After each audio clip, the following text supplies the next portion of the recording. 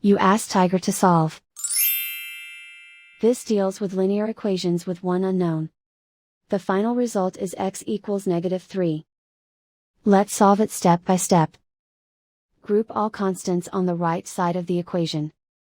Subtract 5 from both sides.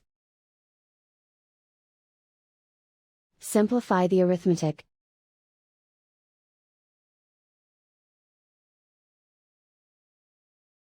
Isolate the x. Divide both sides by 15. Simplify the fraction. Find the greatest common factor of the numerator and denominator. Factor out and cancel the greatest common factor. And so the final result is x equals -3.